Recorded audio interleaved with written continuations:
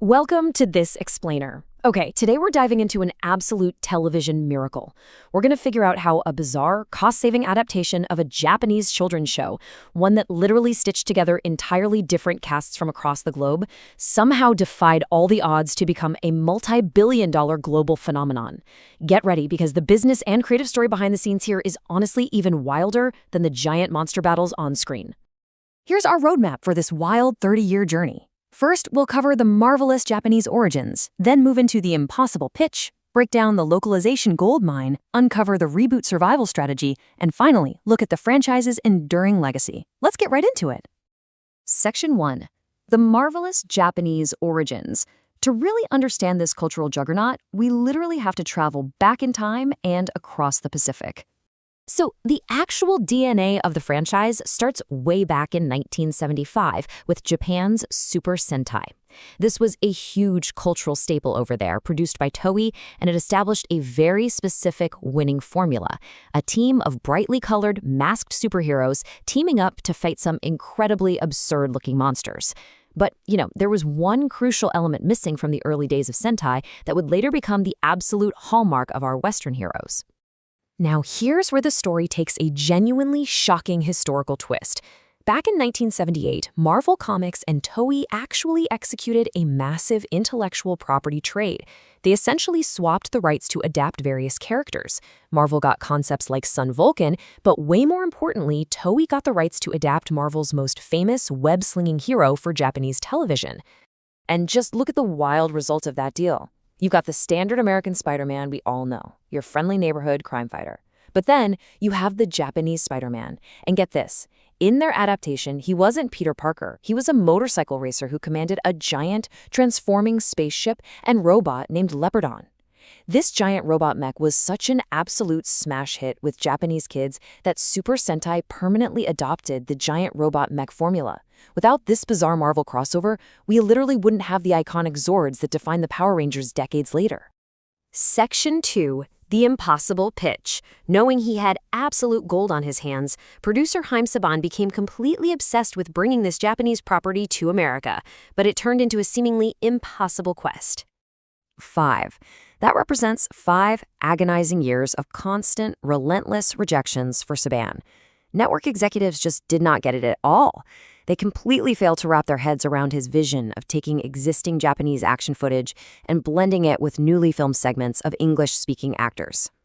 Before hitting the jackpot, there was a spectacularly weird first attempt in 1985. Saban's original pilot was an adaptation of a Sentai season called Bioman. The casting was completely wild. It starred martial arts legend Mark Dacascos, actor Miguel A. Nunez Jr., and hilariously featured a bizarre cameo by a very young Chris Farley. But, of course, the network still passed. The crucial takeaway here is that Saban didn't give up. He learned from it, retold the concept, cut the pilot down to a tight 2-minute pitch presentation, and renamed the whole thing Galaxy Rangers. But then, fate perfectly aligned. Saban pitched this retooled concept directly to Margaret Loesch. And why is she absolutely crucial to this story? Well, she was the former head of Marvel Productions, the very same company that had tried to adapt Sentai in America years prior. Because of her past Marvel connections, she fundamentally understood the material and saw the enormous potential of the vision. She finally greenlit the show we now know as Mighty Morphin Power Rangers. Section 3. The localization goldmine.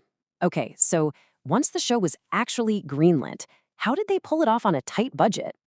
The secret sauce was an absolutely ingenious, cost-saving localization formula.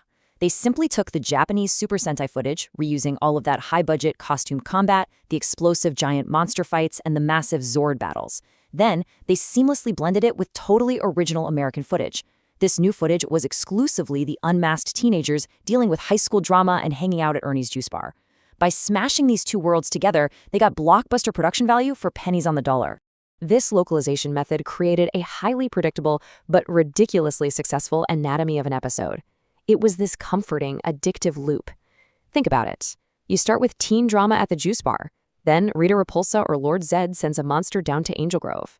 The teens shout, "It's Morphin Time!" defeat the monster, and then the villain magically grows that monster to giant size. The Rangers summon their Zords, combine into the Megazord, and secure the victory. Every single week. Now, you could say it was campy, sure, but you absolutely cannot argue with $6 billion. It became an instant cultural phenomenon. I mean, in 1993, the toy manufacturer Bandai literally could not keep up with the holiday demand. There were massive toy shortages worldwide because kids were just that obsessed. The localization gamble paid off spectacularly. Section 4, the reboot survival strategy. Because eventually, you have to ask yourself, what happens when a show built entirely on recycling footage actually runs out of that footage? Seriously, how do you keep a kids' show alive for 30 years when you inevitably run out of source material? Because that is exactly what happened. They completely burned through all the original dinosaur themes Ranger footage, staring down a massive impending production crisis. Their solution? An absolute masterclass in turning a bug into a feature. They rolled out an annual reboot strategy. Step 1, naturally conclude the current storyline, usually with some epic serialized finale. Step 2, import footage from the newest Japanese Super Sentai season, which always came with brand new suits and weapons. And step 3, introduce an entirely new American cast, a new setting, and a new theme to perfectly match that Japanese footage. This brilliant strategy allowed the franchise to constantly regenerate itself, keeping the toy lines and the audience totally fresh. Let's look at how this strategy evolved across different eras of corporate ownership. Back in 1993, Saban launched the foundational Zordon era. Fast forward a decade to 2003, and Disney actually acquired the IP, moving production over to New Zealand and injecting a totally new level of polish. By 2011, Saban bought it back, kicking off the Neo-Saban era with a return to classic, nostalgic formulas in seasons like Samurai. And then in 2019, Hasbro took over, launching a high-tech reinvention with Beast Morphers. Every single time the IP changed hands, the new ownership injected totally new life and energy into the series. But what truly kept this entire franchise alive was its surprising narrative flexibility. I mean, it started with Mighty Morphin, which was basically a lighthearted superhero teen sitcom. But the creators weren't afraid to mature right alongside their audience. By the time we hit In Space, we're watching a serialized, emotional, sci-fi space opera with actual stakes. And later on, the season RPM took a shockingly dark turn, framing the whole story around post-apocalyptic survival against an AI virus, where humanity was essentially extinct. It just proves the incredible storytelling flexibility hidden underneath all this spandex and explosions. Section 5, an enduring legacy. It's time to look past the ingenious business model and the recycled footage to really understand the deep emotional weight of this franchise. Over 30. That's the sheer scale we're talking about here. Over 30 distinct seasons and iterations airing continuously. In pop culture, that kind of immortality is practically unheard of for a television property. But the real heart of it all is perfectly captured by one iconic quote: "Once a Ranger, always a Ranger." You know, this wasn't just some clever marketing slogan. It became a genuine truth. It represents this incredibly deep bond between the cast, the characters, and the multiple generations of fans who grew up watching them.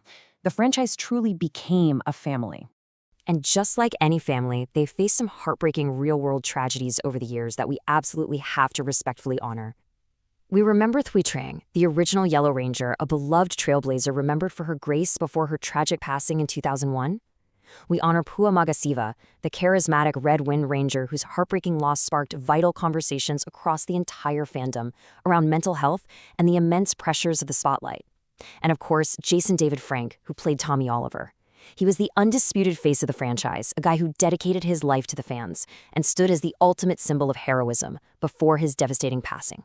Their legacies deeply endure, standing as symbols of strength and positive role models for millions of kids across the globe.